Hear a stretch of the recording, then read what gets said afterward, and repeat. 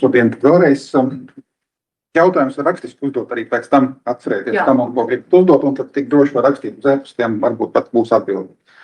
Bet par seg emisijām sāksim uzreiz ar to, kur mēs atrodamies. Šobrīd mums ir mitrāju uzskaiti, mitrāju seg emisijas mums veidojās no divām kategorijām. Pamatā tas viens ir no kūdras ieguva, gan pati kūdra, gan tā zemes, no kuras viņi iegūst, gan arī rekultivētās, renaturalizētās un tam līdzīgas platības. Kūdra mums pašlaik dominē, 92% no emisijām ir tieši no kūdras ieguvas. Šobrīd uzskaitītajām platības ir 30,000 hektāri, tas ir gan tās, kas ir jau senākos laikos, vairs netiek izmantotas, gan tagad pārtrauktas.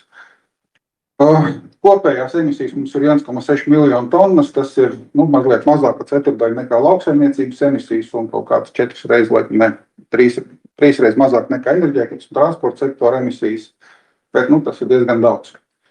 Un ir liels izaicinājums patiesībā līdz tam 30. gadam, varbūt tas tā pasapņojo, bet līdz 50. gadam nonāk līdz neitrālam stāvoklim ar šo tēmu. Par šiem graficiņām bišķi vēlāk, es varbūt cipariņos mazliet detālāk parādīšu vienkārši, lai nebūtu tā lielā baža, ka mēs tagad sākam no tukšas vietas, patiesībā process notiek, jau šis pētījums, ir tā kā mēs esam jau uz viļņa, var palielīties, ka Latvija tāda šo mitrāju izpētes un vispār seg emisiju izpētes lielvalsts. Vēl pirms pāris gadiem mums tas mērījums skaits bija otrais lielākais Eiropā un punktu mērījums skaits, līdz ar to mēs varam tā diezgan no augšas skatīties uz pārējiem Eiropas valstīm, izņemot Somiju, viņi mums skatās no augšas diezgan stipri. Bet, tas, kas ir izdarīts, līdz šim, saprast, ka mēs pašlaik vienkārši virzamies tajā virzienā, kurā ir iecerēts, tad mums ir uzlabot darbību dati, bija tāds Life Story projekts sensenos laikos, kas bija tāds glābšanas riņķis patiesībā mums tajā brīdī, kad viņš iestājās, tāds brīnums. Uzlabot emisiju faktori, arī Life Story un pēc tam sekojošā vairāk spin-offi vai kaut kā savādākos pētījumus var nosaukt. Tas CO2, oglekļa dioksīds mums ir šobrīd no mitrājiem ir mazliet vairāk nekā 2 reizes mazāks, tas emisiju faktors. Metāns no grāvjiem mums ir mazāks, no grāvjiem mēs skaitam emisijas. Metāns no laukiem mums ir drusku vairāk, un dislāpekļa oksīds arī mums ir druscīt vairāk, bet, ja CO2 ir tonnās, tad šitie ir kilogramos. Līdz ar to tā viņa ietekme ir stipri mazāk. Kopumā tas rezultāts iepriekšējā gada darbam ir 2 reizes mazāks emisiju faktori kopumā. Tāpat ir šiem emisijas no renaturalizētiem apludinātajām platībām. Līdz šim mēs izmantojam tādu sliktāko scenāriju, kas ir iespējams, jo mēs nevarējām pateikt, ka šitais apludinātais lauks ir uz augstā purvokūdras un šitais ir uz zemā purvokūdras. Līdz ar to mēs izmantojām to sliktāko iespējamo, kas ir tāds starptautisko vadlīniju pieņemtā praksi.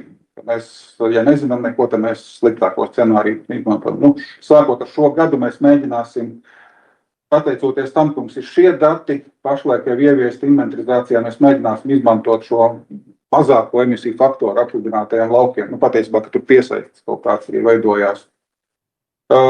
Tieši tas pats arī metānam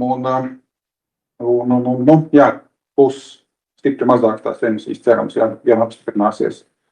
Attiecībā uz dzērviņu un melniņu laukiem tur pavisam skaisti izskatās, tur 10 reizes samazinātas emisijas. Tā ka viss tas darbs ir, tas, ko Ieva teica, tas jau nav tukšā vietā, tas ir vienkārši turpinās uz priekšu, mēs uz tā viļņa esam un cerams, ka uz viņu arī saglabāsimies un pakāpsimies vēl augstāk. Plānotās izmaiņas 26. gadā mēs katru gadu taisam tādu pārreikinu, kas parasti biedē mūsu cienījamās kolēģis Klimata un enerģētikas ministrijā, ko mēs atkal būsim pārreikinājuši, bet šogad ir labais gads, mums emisijas samazinās, mums ir šeit zem strīpiņas, tas zaļais, pateicoties tiem dažiem uzlabojumiem. Mēs ceram, ka tajā 29. un patiesībā 30. 31. gadā tad šis dzeltenais stabiņš būs vēl stipri zemāks, jo mēs būsim gan izstrādājuši jaunas metodas, gan ieviesuši emisiju, tos faktorus jaunus, līdz ar to tas pārreikins būs tāds vēl pozitīvāks. Tās galvenās lietas, atsaucoties arī uz to, ko mēs plānojam darīt šajā pētījumā, viens ir tāds vairāk vai mazāk filozofisks jautājums par kūdras izmantošanu pirms 20. gadsimta sākuma. Jo, lai mēs varētu sarēķināt tā objektīvi un pareizi, kas notiek uz priekšu, mums ir diezgan labi jāzina, kas notika pagātnē. Šobrīd tā zināšanas pagātnē vairāk balstās uz piecgažu plānu izpildīšanu un pārpildīšanu par 5 reizēm un tam līdzīgi. Tie dati, kas ir statistikā pieejami, viņi tādu mazliet bažas rada par to, vai viņi atbilst patiesībai. Eksportētās kūdras izmantošana, tas ir tāds liels jautājums, kas arī ir jāatrisina. To mēs ceram ar kūdras ieguvas un pārstrādes uzņēmumiem kopā risināt. Tad vēl viena svarīga lieta, kas varbūt tāds pavisam tālāk skatoties, tas ir, kas notiek dabiskajos purvos, un tur kaut ko nevar uzlabot ar emisijām, jo viņas tur ir. Viņas tur ir daudz, bet varbūt viņas var samazināt kaut kādā veidā. Nākošais stāsts droši vien, un vairāk stāstu šodien būs par šiem mitruma režīmu mitrājos, kas ir tāda lieta, kas pašlaik mums nav zinām īsti, mēs nevaram viņu nomodelēt. Un biomasas pieaugums, veģetācija, kas arī ir lieta, kuru mēs tā pašlaik pieņemam, bet nevaram pastāstīt, kā būtu, ja būtu savādāk saimniekošana. Un tad tāds nevajag iedziļināties, varbūt pēc tam varēs paskatīties ar lupu šo grafiku, kādā veidā mēs tās emisijas rēķināt, plānojam pēc projekta noslēguma.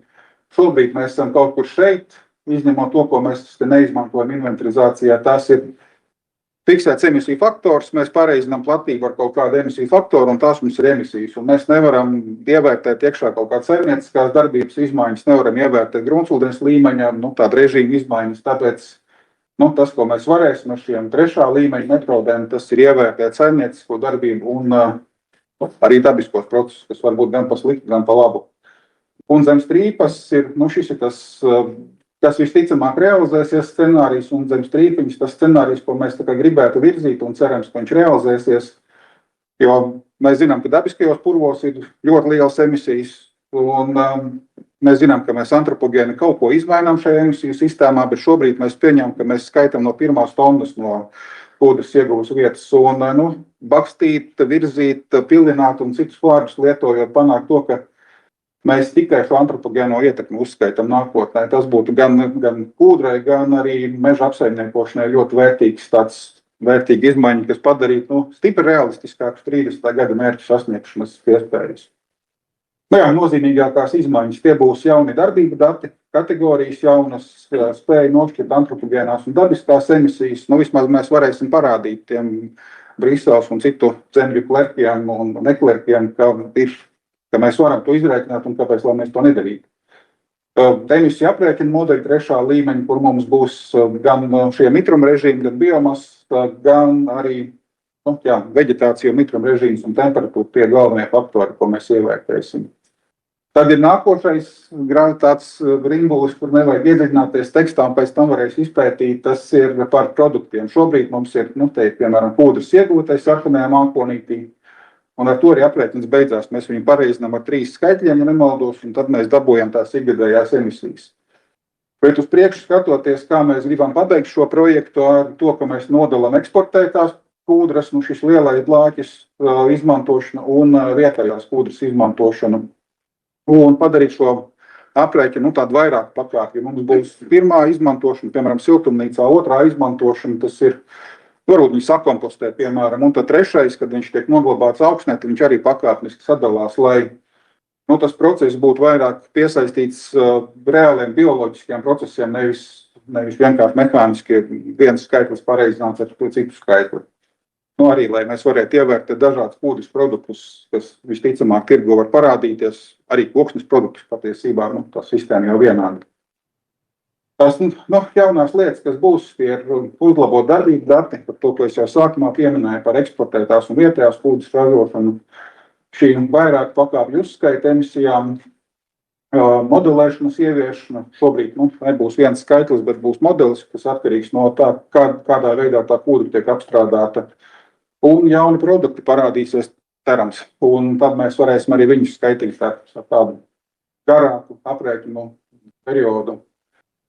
Ko mēs sagaidām dažos vārdos, tas ir viens minimālais scenārijs, ka mums būs tas emisiju atspoguļojums tuvu faktiskajam. Mēs neizmantosim nekur vairs konservatīvo pieeju, ka to sliktāko iespējamo būs vairāk pietuvināts reālajam. Maksimālais scenārijs, tas, ko es jau minēju, ka mēs nodalām antropogēnās emisijas, kas no vienas puses mums samazina šo slogu, kas ir uz tām zemēm, kurās mēs kaut ko saimnieciski darām. No otras puses tas mums paver iespēju samazināt emisijas arī tur, kur mēs viņus šobrīd neskaitam, bet zinām, ka viņas ir.